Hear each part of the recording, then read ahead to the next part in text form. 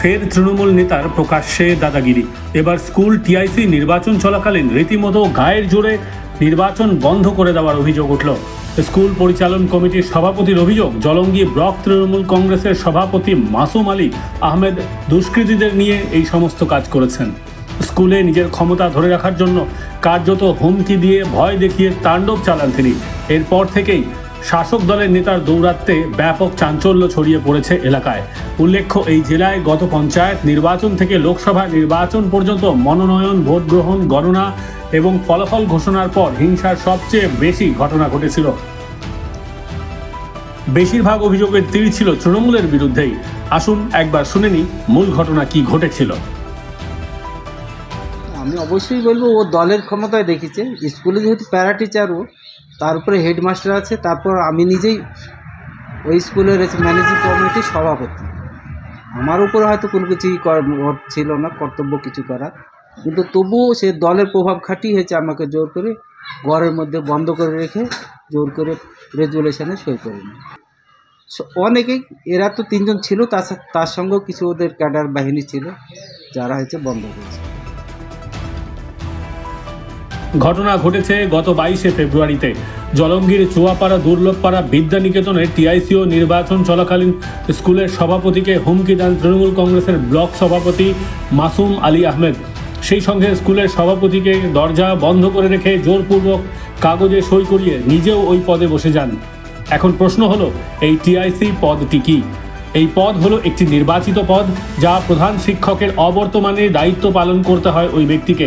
ফলে স্কুল পরিচালনার ক্ষেত্রে এই চেয়ারের প্রতি শাসক দলের নেতার যে লোভ, তা বলা বাহুল্য। মূলত এই দিন অভিযোগে সরব হয়েছেন ওই স্কুলেরই পরিচালন কমিটির সভাপতি বদলুদ্দিন শেখ। তিনি বলেন, স্কুল কার দখলে থাকবে? স্কুলেরই প্যারা টিচার নিজেই রাজনৈতিক দলের প্রভাব খাটিয়ে স্কুলকে দখল করতে চাইছেন। কতটা আতঙ্কে রয়েছেন, আসুন শুনে নিই বদলুদ্দিন শেখের বক্তব্য। সে তো অবশ্যই আছে, যে কোনো মুহূর্তে হচ্ছে প্রাণনাশ হতে পারে বা কিছু করতে পারে। আমি তো সেই দিন আমার জীবনের বোধহয় প্রথম জীবনের হতাশ একটা মুহূর্ত তৈরি করেছিল। সেটা কোনো মতে আমি হয়তো সই করার ফলে আমি সেটার থেকে মুক্তি পেয়েছি। আতঙ্কে আছেন এখন পর্যন্ত? আমি আতঙ্কেই আছি যে কখন কি হয় বা কখন কি করে। অভিযোগ কি করবেন? থানাতে করেছেন? না, থানাতে অভিযোগ দেওয়া আছে, এখনও কোনো রিপোর্ট পাইনি।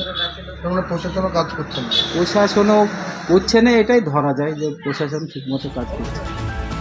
পাল্টা সমস্ত অভিযোগ অস্বীকার করে জলঙ্গির ব্লক সভাপতি তৃণমূল নেতা মাসুম আলাইন আহমেদ বলেন, আমাকে পরিকল্পনা করে ফাঁসানো হচ্ছে।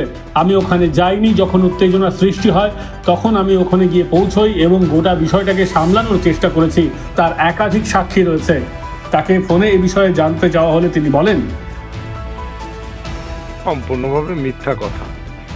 আমি হুমকি দেওয়ারও কিছু নেই, নিয়ম অনুযায়ী হয়েছে।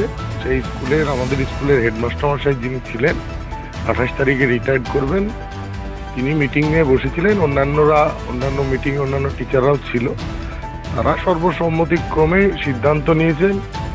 গত 5 তারিখে হেডমাস্টার মশাই নোটিশ করেছিলেন, 7 দিন সময় দিয়েছিলেন।